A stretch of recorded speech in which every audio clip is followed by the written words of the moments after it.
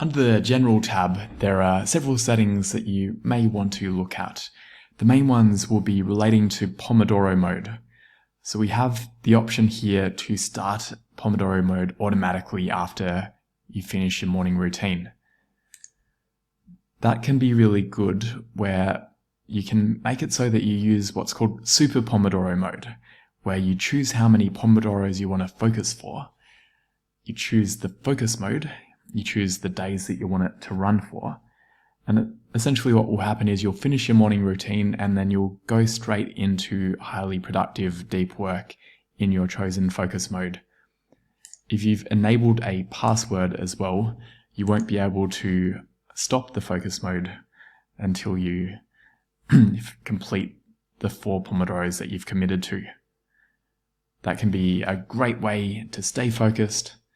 Make sure that you begin immediately after the morning routine with deep work.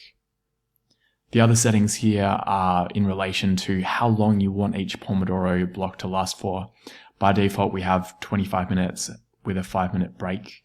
I prefer a 50-minute focus duration with a 10-minute break. You can change that to your heart's content there. Use any duration of focus and break time. The other ones here, if you don't like the sound effects, you can turn them off.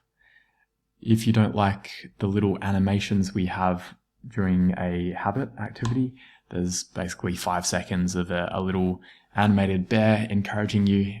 If you don't like them, you can turn them off. And then this option here is if you have a morning routine that has more than 3 activities in it, after roughly every third activity, it'll ask you, what's next? What would the next activity be? And that can be quite helpful so that you don't rely exclusively on Focus Bear, that you do actually have in your mind what the habits are, and that if you, for whatever reason, couldn't use the app, you'd still be able to do your morning routine. Finally, this one here, if you're a freelancer and you use Upwork or there's some other reason why your employer might be taking screenshots of your computer, you can tick this one. And if you do that, if you try and take a screenshot of any of the Focus Bear windows, like you can see here, it won't show up. Whereas if it is unticked, then you'll see it. And these 2 buttons here, if you want to export the data about which habits you've done, which break activities you've done, you can click Export Statistics and it will save it as a CSV file. And then this one, if you need to check whether you're up to date. And finally, here to change the language, you've got some options here.